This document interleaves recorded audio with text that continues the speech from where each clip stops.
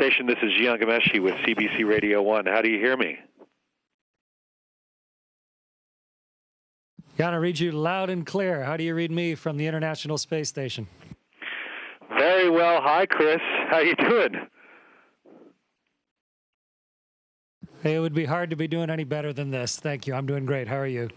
I have to ask you, since arriving at the International Space Station, you've tweeted with William Shatner, you've dropped the puck for the Leafs home opener, you'll soon be doing a performance from space with children across Canada. Why has it been so important to you to engage with people on Earth while you're on a mission?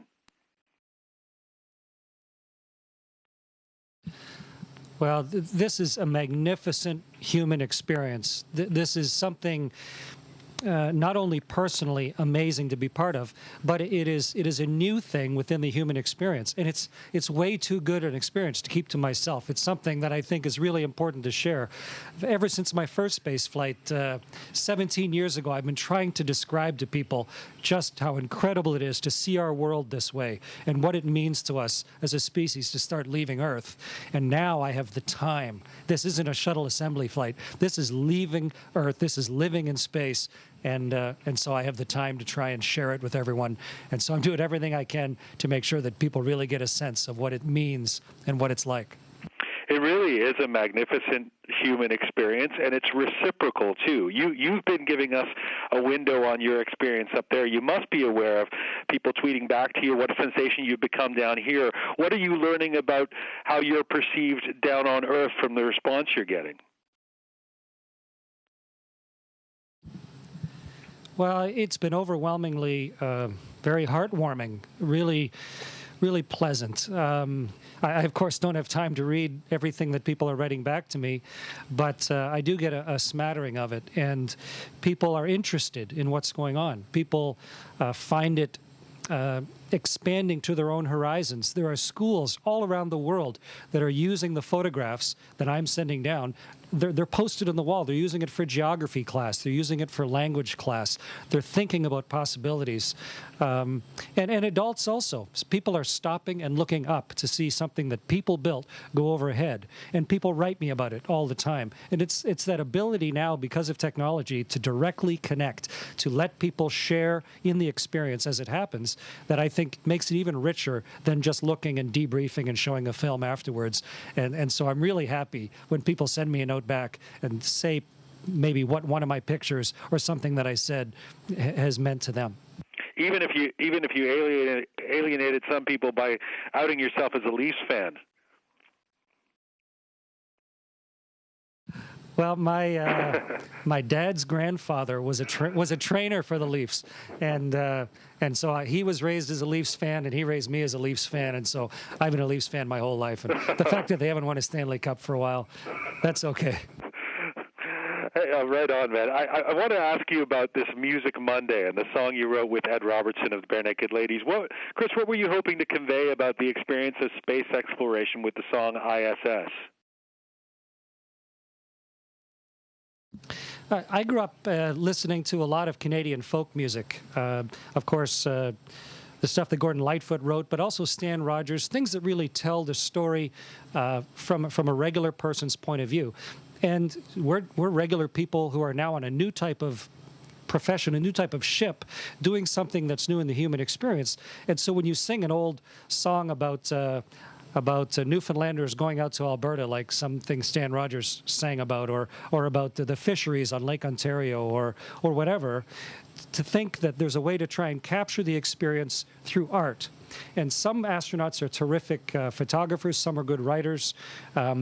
I play in a couple bands. I'm no great musician, but it's important to me. And I want to do my absolute best to try and capture some of this experience as many different ways as I can. I can't draw, but hopefully some of the music that I play up here, that maybe the song that Ed Robertson and I wrote together, that will be played in schools all across Canada under the Music Counts program, the Coalition for Music Education, to think that there are choirs, there are schools for the deaf that have already made a version of it. It's being put into other languages. That song, joining people together through a common theme and using it to try and understand a new experience, that's what music's all about to me. And so it's really important. It's got a beautiful melody and sentiment to it. Although I must say, you usually seem so enthusiastic. I think some people will be surprised that the song has a bit of a Neil Youngish melancholy feel. Tell me about why that struck you as the right tone to set, and if it's a reflection on being reflective from where you are. Living in space is just a constant rush of stimulation. I mean, we're busy. We're talking to mission controls all around the world. We're doing experiments. We just did ultrasound eyeballs, and for the first time, we're imaging actually changes in blood flow in the brain when you change your blood regulation. There's all this stuff going on, and it's only when you float over to the window and pause for a second and look at the huge impermeable permanence and beauty of the world that's underneath you, this great reassuring wonder of it, and it makes you thoughtful to combine the high-paced action that we're doing on board with this magnificent planet that's just out the window at all times. And so all emotions go by. And so I think the song, I wrote some of the lyrics, Ed came up with a really nice melody and wrote some of the lyrics. I think the song does a nice job of talking about the wonder of it and some of the science of it, but also thinking about what it means psychologically to be here and what it's going to mean in the future for people that are living away from Earth and moving away from Earth and using our inventions to increase our capability to understand the universe.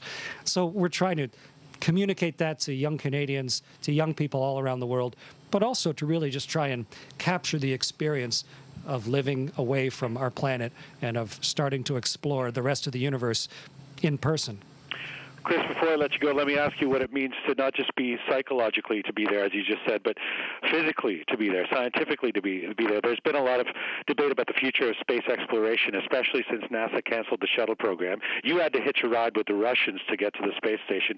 Why is it important for us as a society to keep sending human beings into space? Well, I didn't hitch a ride with the Russians. I flew the spaceship. I was like the left seat. I was the pilot with Roman Romanenko as the commander in the middle. And the Americans, NASA, of course, they are the main foreman, I guess, of the International Space Station. And so they're very actively involved in space travel. This is the world's first great cooperative outpost in space. This is a wonderful ship that we've built. It's a huge laboratory where we are learning not only about how the human body works, about the Earth, but also about how to build ships that can take us further. And in amongst all the things that we're doing on Earth, taking care of our people and trying to understand the planet better, there's a part of it that is always curious for people to look up, to think what lies beyond. And for the first time in history, we have the technology now to start to leave Earth on a permanent basis. And nations have a choice of not participating or being part of it, but I think Canada has been really smart about it in that they have looked for areas of expertise, tried to make sure that Canadians on board and make sure that young Canadians have this as an opportunity. One of the many things that they can choose as they grow up in Canada, to think that someday they may have a chance to be part of something as spectacular and new as starting to leave Earth as a species for the first time. It's just barely possible, but we're making it work and inventing as we go. And I'm so delighted as a Canadian to be part of this. Commander Chris Hadfield, it's truly a great pleasure to speak to you while you're up there at the International Space Station. Thank you for this. My pleasure, and I'll be looking at you. It was very nice to talk with you today. Thanks for making the time.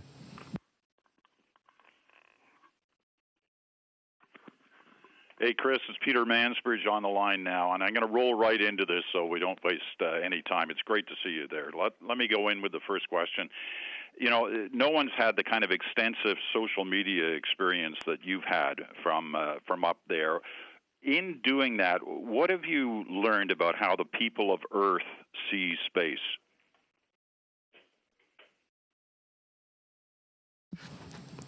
Peter, it's good to talk with you. The same wonder and sense of opportunity and sense of adventure and fundamental thrill of discovery that I felt as a 9-year-old kid, thinking that someday maybe, even though I'm Canadian, maybe someday I might have a chance to fly in space. That sense of being on the edge of something, on the precipice of something new and exciting, that feeling is is prevalent all across the planet. And when I post a picture of, say, the coast of Perth, Australia, or the fires in the outback of Australia right now, or of Vesuvius or somewhere, I immediately get a rush of feedback of people saying, wow, I hadn't realized what our planet looks like. And I started to think, of our planet a little more globally, thinking of where my place is when I look at all these other places that have just been words on a page. And so the feedback has been really motivational for me, in fact, that people's vision of the world is maybe slightly expanded, and their fundamental excitement and opportunities is rekindled by some of the things I've had a chance to observe from up here. So it's a fun part of all the things we're doing up here, but it's also one that I think is worth doing just because of the impact that it can have. Well, as you concede, you get a perspective of Earth from where you are that few people have ever had. What are you, this isn't your first time. It's, you've been up a few times now. What are you still learning about this planet from there? Peter, the last times I flew to help build the Russian space station Mir back almost 20 years ago, and then to help build this space station in Canadarm, our big robot, a dozen years or so ago. But those were shuttle assembly flights, quick, sort of almost like a drive-through flight where you grab a few quick pictures out the window, you try and get as much of the experience as you can, but you don't really get the full taste of it. Maybe like if you stop at somebody's airport and you think you visited their country, that's sort of how it felt. This time I have the incredible privilege of time. If I don't get a great picture of Edmonton on this trip, then I can wait a week, wait till we come around and line up and we get the right angle of sun and light and orbit, and I can try again and get another picture. I can really look at the differences in myself as my body evolves to living here. We can do long-term experiments. We're doing experiments that take hours or days or weeks. There's a Canadian experiment growing here down beside me that runs for days and days at a time.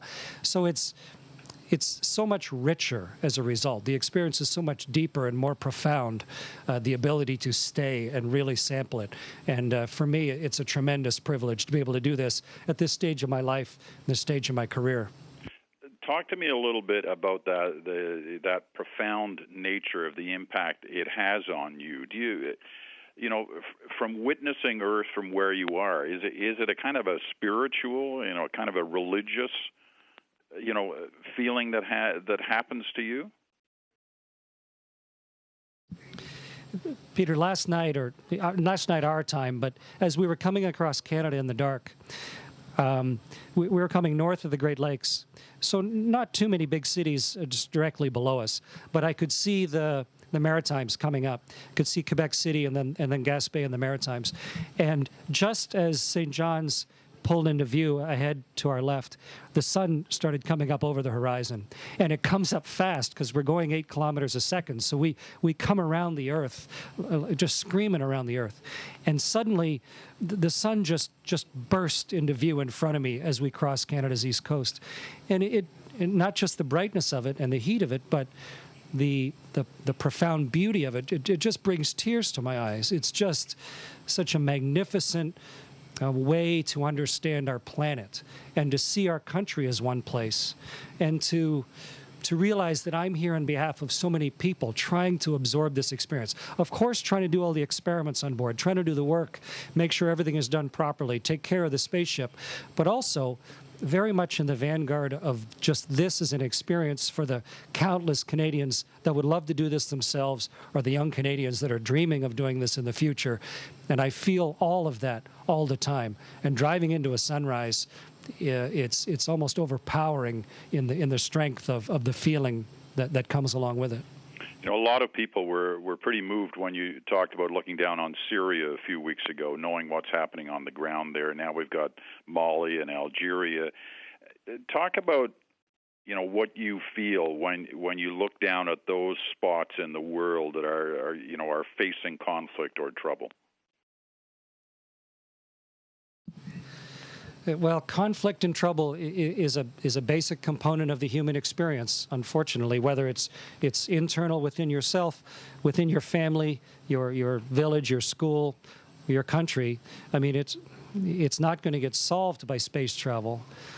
But a couple different things, Peter. One is, I think just the straight visual perspective of the world that we are privy to up here, to be able to cross Africa in the time it takes to finish a sentence, to be able to see the whole world repeatedly over and over as one succinct, distinct place where we all live, I think that view would do a lot of people a lot of good. And the other is that we are visible from the Earth. If you get up in the morning or just before you go to bed and we happen to be going overhead, we're still in the light while it's getting dark on the surface.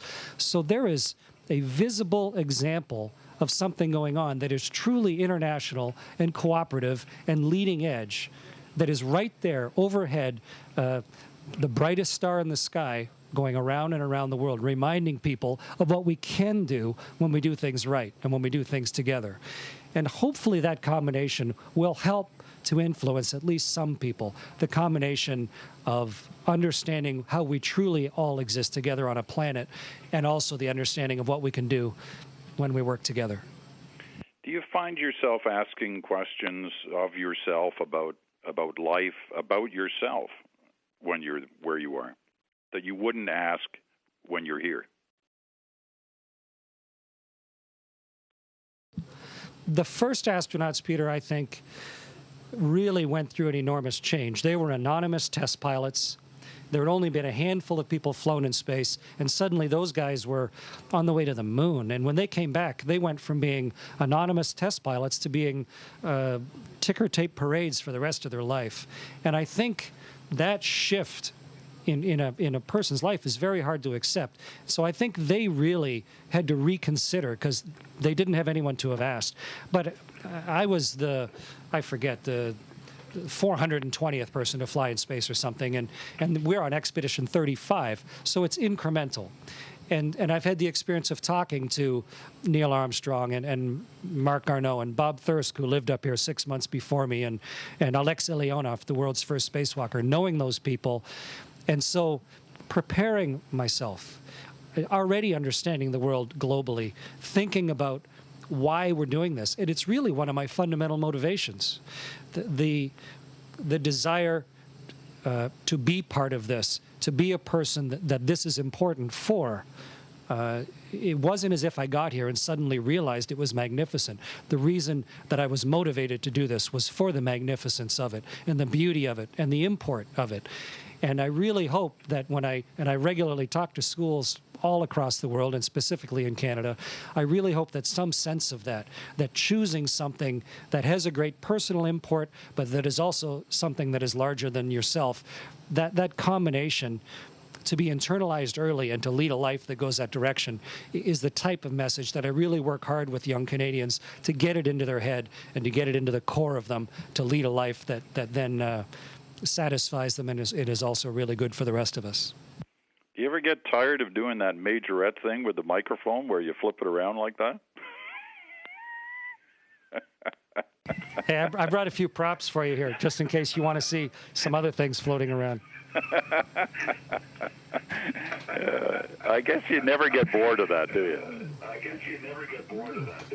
No, weightlessness is a toy that never winds down and never goes away. And you just play with it all the time. Even now, I'm still learning how I can be more elegant. I wish we had like some of the real gymnasts or the figure skaters up here, people who are naturally super coordinated and graceful, because you can be so, the ballet up here would be revelationary.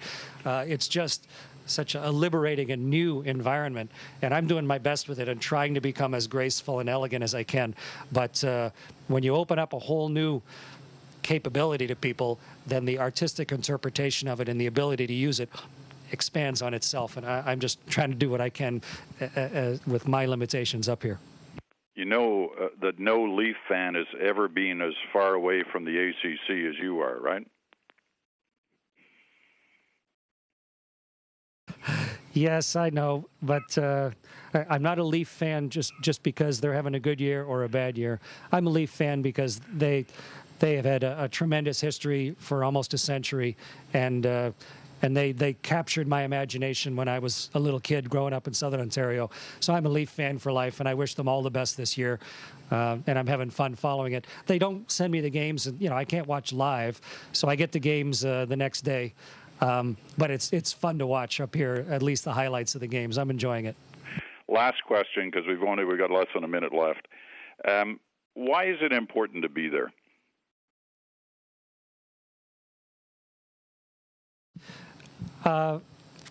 You can look at that question a bunch of different ways. I think number one is there are a lot of interesting things going on in the world. And some of them are very straightforward. We need to take care of our people. We need to think about education. We need to think about the regular things that give people a good life. But there are some things that are really new and challenging and inspiring, and that really draw people in and bring out the best in people. And I want my kids to have more opportunities than I had. And I want young Canadian kids to be able to look and see things that weren't possible before, or see things that challenge them to come up with new ideas. And I think it's important that Canada is part of something like this. We're not the biggest country in it. We're not the ones putting all the hardware up here, but our robot built this place. Canadarm2 put this thing together. We were absolutely pivotal in building the space station. And so we have Canadian science on board, Canadian people on board, and hopefully a lot of Canadian dreams on board. And I think as a young Canadian growing up, to be able to see this as something that is within the fabric of Canadian opportunity is something that's worth me spending my life working on. Chris Hadfield, it's been great of you to do this. Travel safe, be well, and we'll talk to you when you're on the ground. Thank you, Peter, and hello to everyone. Station, this is Houston ACR. Thank you. That concludes the event. And thank you, Canadian Broadcasting Corporation. Station, we'll go back to operational comm now.